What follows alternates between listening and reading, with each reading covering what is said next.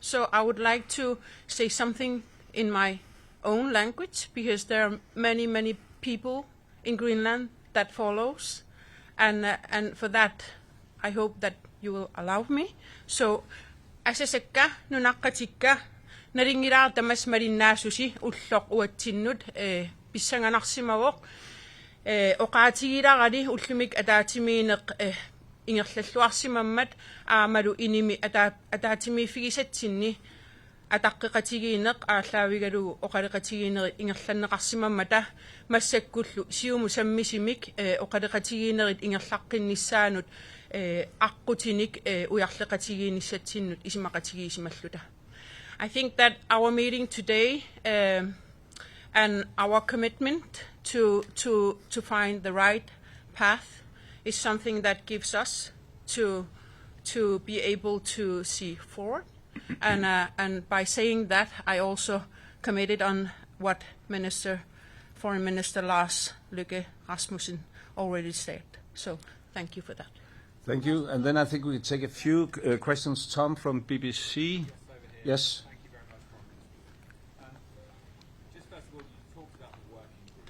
Can you just give us a sense of what this means now? So what has actually been agreed you're going to do next, despite this, as you described it, fundamental disagreement? And you mentioned the dog sleighs. In terms of what you've announced in terms of beefing up security in the Arctic around Greenland, when you hear that kind of language from President Trump about announcing something more than 2 dog sleighs, how does that make you feel? Well, that's actually quite a few questions at the same time.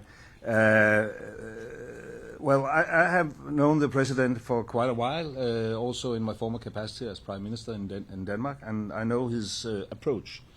But I must say, and even though he addressed things quite differently from what I would have done myself, there's also always a bit of truth in what he's saying, not about the dog sleighs. Well, we also have dog sleighs to our special forces. That's the way to, otherwise you couldn't come around in the northern part of Greenland. But I must say that, of course, we share to some extent his concerns. There is definitely a new security situation in the Arctic and the high north. All of us, transatlantic, took the peace dividend years ago. And we have the vision of keeping Arctic as a low-tension region. That's probably also why U.S. themselves have decided to have a much softer footprint in Greenland. During the Cold War, at some stage, they had 17 different military installations and military bases. Now they only have one. They had like 10,000 personnel in Greenland. Now they have around 200. That's not our decision. That's a U.S. decision. And now the situation is entirely different. And of course, we have to respond to this. The big difference is whether that must lead to a situation where U.S. acquire Greenland, and that is absolutely not necessary. I mean, we have the long-lasting diplomatic relation, the longest-lasting diplomatic relation with U.S. that any U.S. ally has, 225 years in a row. And we have a perfect framework which could be used. And therefore, to answer your question, even though we wasn't so successful that we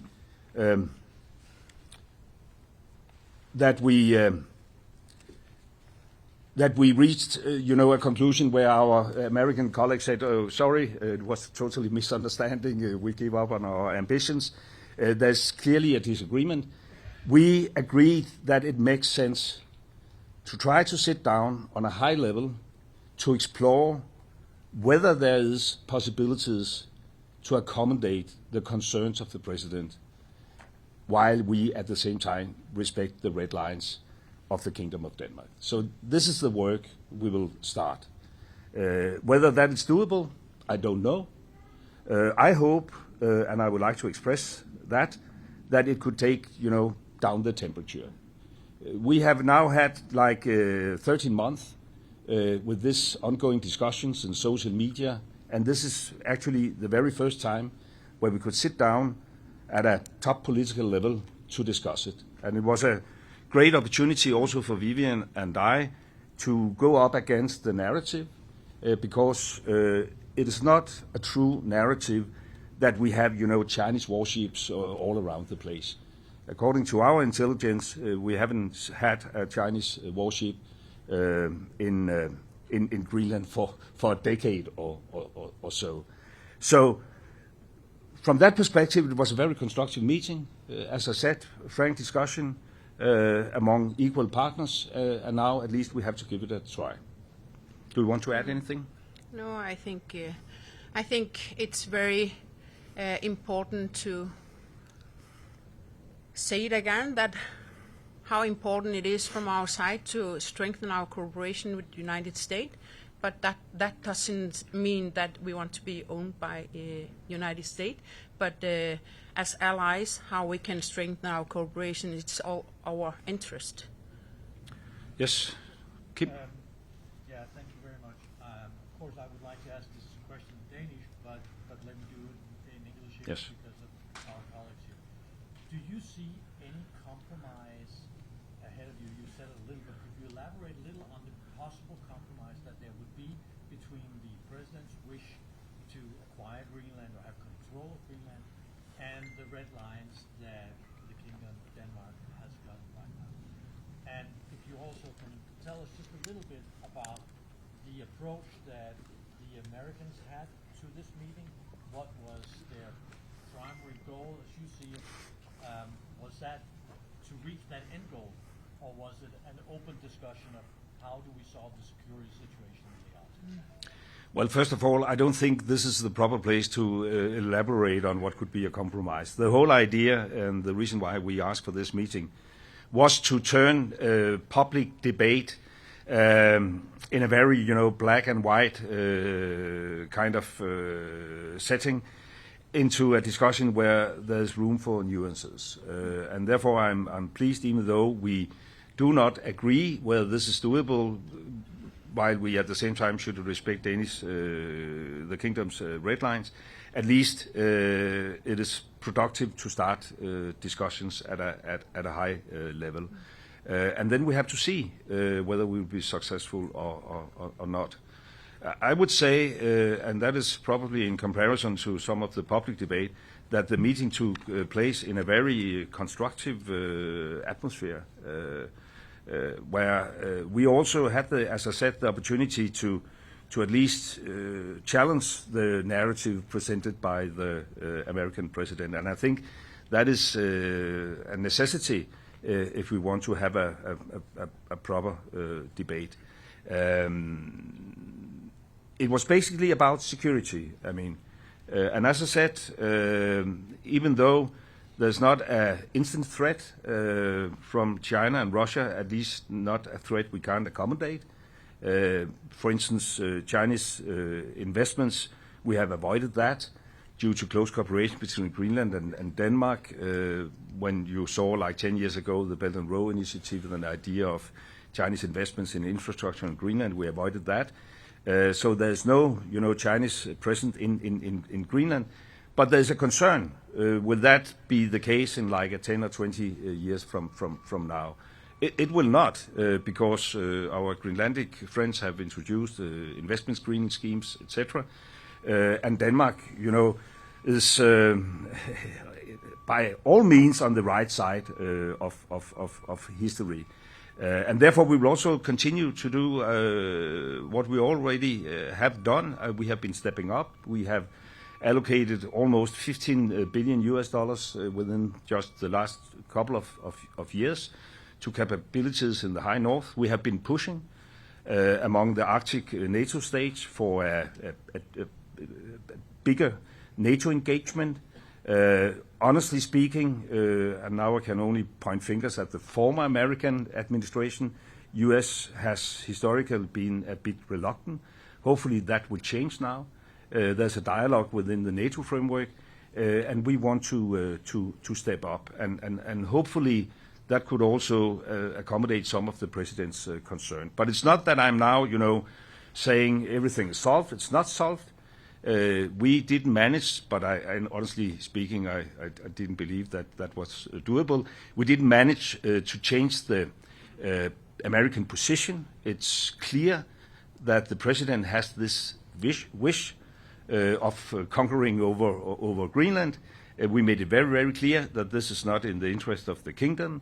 There's a government in Greenland with support from 3/4 of the Greenlandic population. The premier made it very, very clear yesterday that Greenland, for the time being and for foreseeable future, will remain within the kingdom of Denmark.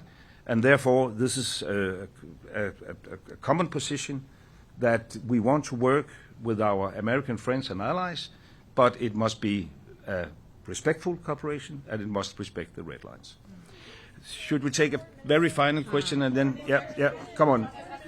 There's a fight going on now about, okay, yes.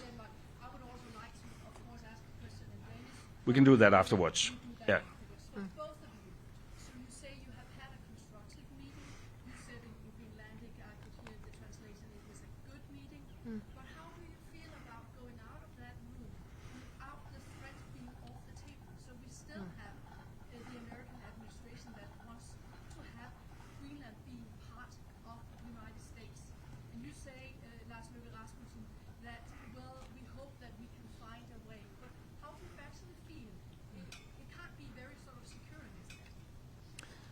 Vivian? I think that it's never been so important to initiate that we are allies, we are friends, we have been cooperated in many years, we have history together, so it's all our interest to find the right balances. So I don't think I can say it longer than that. Of course, we have work to do in the future. And for us, the most important is that you find the normalized relationship we used to have, and it's very important. And I think that we have initiated so many times where we stand and our geopolitical and location and everything that is very important, and we do it as an ally, and we do it.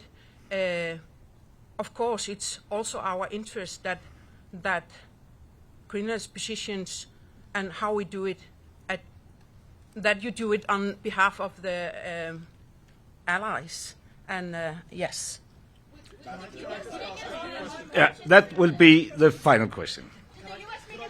That will be the final question. Can I just ask you about the emotion of this moment? What did the administration, what did Trump's team say to you when you presumably told them that you can't just take over a people, you can't just take over and acquire a nation? Was there any discussion about, did they appreciate that perspective, or for them is this simply about security? I think that what we have been saying, that the meeting is been on a respect way, and we have shown where our limits are, and from there, I think that it will be very good to look forward, and this high level group that is going to work together. As I'm already saying, that it's all our interest to find the right path.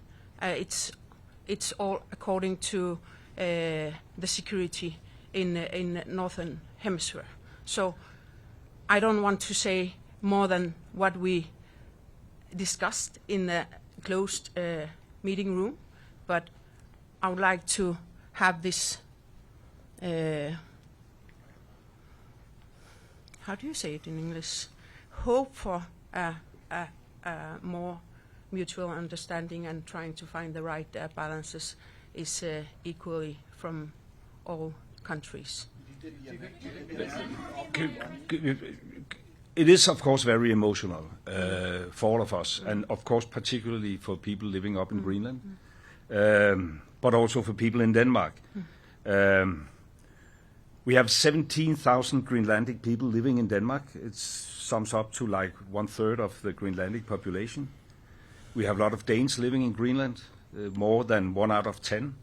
which just emphasize that Denmark and Greenland are, integrated, and it has been that for centuries. And we look at ourselves as U.S. closest allies. I've had this discussion with the president previously. In Afghanistan we had exactly as many casualties as U.S. And I know very well that, the future is not necessarily about the past, but I think it is important also to have the past in mind. And we are eager to fulfill our promises. And even though our view on the situation right now around Greenland differs from public statements in the U.S., we share the concerns in a long-time perspective. And we want to work closely with the U.S., but it must, of course, be a respectful kind of cooperation. And we both took the opportunity, of course, also to express that it is not easy to think innovative about solutions when you wake up every morning to different threats. Whether that will have an impact, I can't say for sure, but I can only say that it is in everybody's interest, even though we disagree, that we agree to try to explore whether it is doable to accommodate some of the concerns while at the same time respecting the integrity of the Danish kingdom's territory and the self-determination of the Greenlandic people. Thank you.